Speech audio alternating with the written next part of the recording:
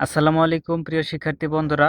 আজকের ভিডিওতে একাদশ ভর্তি সংক্রান্ত বিষয়াবলী নিয়ে আলোচনা করব। এইবার শিক্ষা মন্ত্রণালয় থেকে সেশন চার্জ এবং ভর্তি ফি নির্দিষ্ট করে দেওয়া হয়েছে। এবার প্রাথমিক আবেদন ফি রাখা হয়েছে 220 টাকা এবং এমপিওভুক্ত প্রতিষ্ঠানের ক্ষেত্রে সেশন চার্জ এবং ভর্তি ফি নির্ধারণ করে দেওয়া হয়েছে। ঢাকা মেট্রোপলিটনের ক্ষেত্রে বাংলা ভার্সনে 5,000 টাকা এবং ইংরেজি ভার্সনে 5,000 টাকা, মানে হচ্ছে সরকারি কলেজগুলোতে। মেট্রোপলিটন ঢাকা ব্যতীত বাংলা ভার্সনে 3,000 টাকা এবং ইংরেজি ভার্সনে 3,000 টাকা। এরপর জেলা পর্যায়ে যে সরকারি কলেজগুলো রয়েছে, বাংলা ভার্সনে 2,000 টাকা এবং ইংরেজি ভার্সনে 2,000 টাকা। উপজেলা পর্যায়ে যেগুলো রয়েছে, বাংলা ভার্সনে 1,500 টাকা এবং ইংরেজি ভার্সনে 1,500 টাকা। নন এমপিওভুক্ত বা বেসরকারি প্রতিষ্ঠান যেগুলো আছে, সেগুলোতে ভর্তি ফি রাখা হয়েছে এবার ঢাকা মেট্রোপলিটনে বাংলা ভার্সনে 7,500 টাকা এবং ইংরেজি ভার্সনে 8,500 টাকা।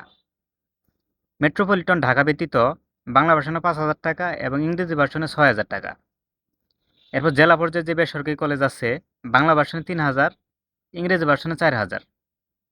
এরপর উপজেলা পর্যায়ে বাংলা ভার্সনে 2,500 টাকা এবং ইংরেজি ভার্সনে 3,000 টাকা।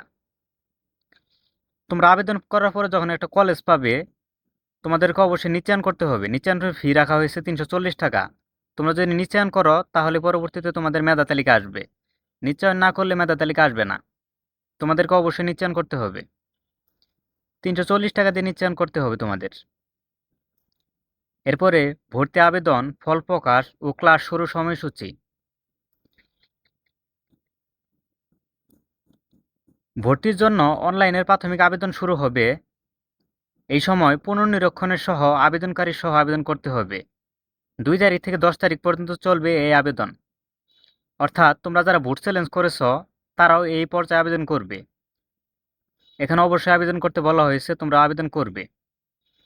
এরপরে যাদের ভোট চ্যালেঞ্জের ফলে রেজাল্ট পরিবর্তন হবে, তারা 12 থেকে 13 তারিখ পর্যন্ত আবেদন করার সময় পাবে।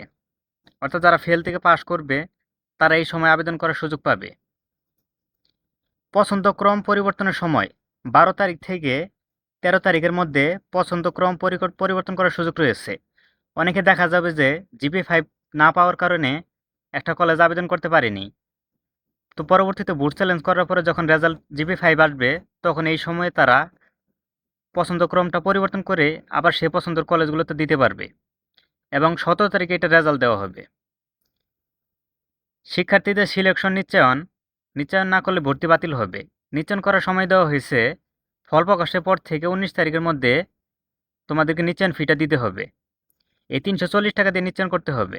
চূড়ান্ত ভর্তি কার্যক্রম 20 তারিখ থেকে 22 তারিখের মধ্যে চূড়ান্ত ভর্তি কার্যক্রম শেষ হবে। এরপরে তোমাদের ক্লাস শুরু হবে 23 সেপ্টেম্বর 2026 তারিখ বুধবার থেকে। ধন্যবাদ সবাইকে। আমাদের পরবর্তী ভিডিওগুলো দেখার জন্য অবশ্যই চ্যানেলটি সাবস্ক্রাইব করবে।